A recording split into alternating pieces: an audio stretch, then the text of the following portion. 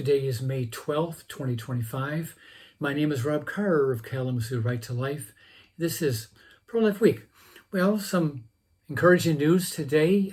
First off, as I'm sure all of you are well aware, the white smoke came out of that smokestack in St. Peter's Square last week on Thursday, May 8th. And we have an American Pope. We have the first American-born man to become selected by the College of Cardinals to become Pope. Cardinal Robert Prevost, born in Chicago. According to his brother, he's a big Chicago White Sox fan. So he's got strong ties to Chicago. But he has spent decades in two different stints down in South America, primarily in Peru. And Pope Francis elevated him to become a cardinal. And he was serving as a cardinal in Peru when he was selected as Pope. So encouraging news for all Catholics worldwide, and especially for Americans. Here's the guy speaking English, which is so unlike what we've seen the last centuries. He's also very pro-life, which is very encouraging. People have said, well, yeah, he's kind of like a protege of Pope Francis, who, at least from my impression, was taking the Catholic Church a little bit more in a progressive direction. But I'm going to read you some quotes here about what Cardinal Prevost, now Pope Leo XIV, what he said about the sanctity of human life. So let's go here. This is from 2023, The Dignity of All Life. Quote, "The Church must walk with all people, especially the most vulnerable, ensuring their dignity is upheld from the womb to the end of life, as this is the heart of Christ's mission," unquote. And number 2, on pastoral care for the elderly, a speech to Peruvian bishops in 2020. Quote, "Our elderly are not to be discarded, but cherished as bearers of wisdom and faith, deserving the same love and protection as the youngest among us," unquote. Number 3, on the throwaway culture, a homily in his bishopric in 2019. Quote, "We cannot build a just society if we discard the weakest, whether the child in the womb or the elderly in their frailty, for they are both gifts from God," unquote.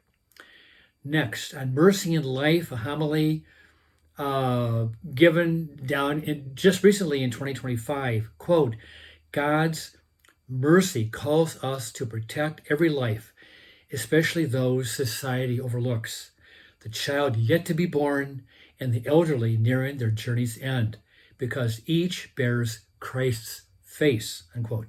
And last, on the role of bishops in defending life, an address he gave in 2023. Quote, "Bishops are called to be shepherds who defend the sanctity of life, ensuring no one, neither the unborn nor the aging, is left without the Church's love and protection." So those are encouraging statements from Pope Leo XIV, and we shall see how the Church responds and how the secular world responds to these life-affirming statements by Pope Leo.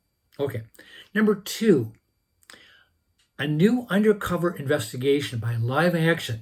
Live Action is the group that Lila Rose heads. So she founded it and she leads the group. It's a great. It's very much of an activist pro-life group. But a new undercover investigation by Live Action has revealed that Planned Parenthood facilities in multiple states are willing to prescribe cross-sex hormones to minors, often without therapy, in-person evaluation, or parental consent. I mean, none of this should be surprising to anyone, given what we know about Planned Parenthood. I mean, if you have an organization that is willing to kill babies in the name of reproductive freedom or autonomy, then you know that Planned Parenthood will do anything in its power to circumvent the authority of parents and to corrupt, I would say corrupt and harm children. So let me keep reading. The investigation released last Wednesday features a live action investigator posing as a 16-year-old girl seeking testosterone to begin a so-called gender transition. Staff at clinics in New York, Minnesota, and other states assured the minor that she could access the powerful hormone drugs with minimal oversight. At one New York facility, an employee told the caller that her parent did not need to be present during the entire appointment. Quote, at some point in the appointment, maybe, she doesn't have to be in the examining room with you, referring to the mother. Other clinics confirmed that no therapy or psychological screening was required. Quote, you're good to be seen here then, 16 years and older, a Minnesota employee said. Nope, she added when asked if therapy records were needed. In several cases, facilities said prescriptions could be issued the day after a brief virtual consultation. Quote, the provider is going to send the prescription to your pharmacy the same day of your appointment, said a New York Planned Parenthood staffer. These revelations come amid continuous concern over Planned Parenthood's promotion of hormone drugs to minors. Okay. Number 3, last item, also dealing with Planned Parenthood. Pro-life forces in Congress have a once-in-a-decade opportunity to defund Planned Parenthood. Yay! But the road ahead is far from easy. Before scaling an avalanche of media disapproval, then hurdling a potentially adverse ruling by the Senate parliamentarian, pro-lifers must first navigate the measure between the foreboding cliffs that are constraining the GOP's historically narrow House majority. House moderates are making the last task extremely difficult. The simmering tension boiled over last Tuesday in a meeting, closed-door meeting between Speaker Mike Johnson and House Majority Leader Steve Scalise and some moderate Republicans. Johnson has publicly promised that the reconciliation bill is going to redirect funds away from big abortion. This is consistent with President Trump's stated goal of returning abortion policy back to the states. Now, I've talked before about this issue of reconciliation. It is a Senate rule or procedure by which legislation dealing with budgetary issue, we're talking about money, primarily like annual budget bills. The reconciliation bill or procedure states that a bill can be introduced and the minority party, which at this time is the Democrats, would not be able to introduce amendments to water down the bill or to strike out or remove portions like the portion here about defunding Planned Parenthood. You know, if it was a regular bill, Democrats in the Senate could come along and say, we're going to introduce an amendment to abolish this, or we're going to filibuster the bill.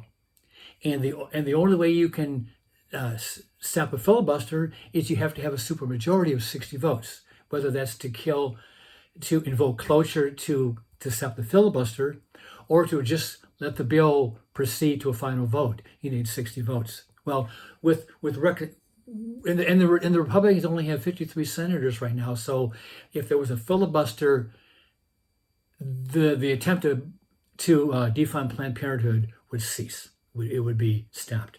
But with reconciliation, all you need is a simple majority of 50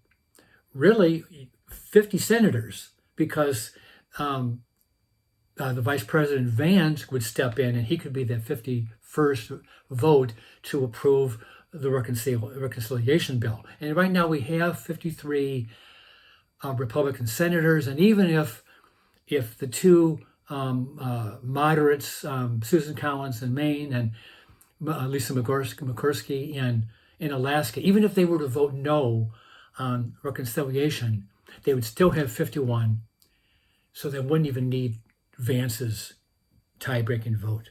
So that's reconciliation. It would prevent Democrats from introducing amendments. Okay, getting the federal government out of the business of setting abortion policy is hard to do while the federal government continues to subsidize the nation's largest abortion supplier. In 2023, the last report available, the Government Accountability Office calculated that in the 3-year span from 2019 to 2021, Planned Parenthood affiliates received approximately $1.8 billion, that's billion with a B, from the federal government through HHS grants, Medicare, Medicaid, CHIP payments, Paycheck Protection Program loans, and even USAID. Okay. Yet the effort to excise big abortion slush funds stands in danger of faltering over intra-party squabbles. This is an appropriate time for President Trump to step in and unite the GOP, argued National Review's Dan McLaughlin. Quote, "There's a time and a place for partisan politics for a Big Tent approach to letting legislators vote their consciences or their districts, which are often not the same things. And there's a time and a place for demanding that people stand with the party's principles and priorities," he argued. Well, let us pray, fast and pray, that the Republicans in the House and the Senate will pass the reconciliation bill and strip Planned Parenthood of hundreds of thousands, millions of dollars that would go toward abortion.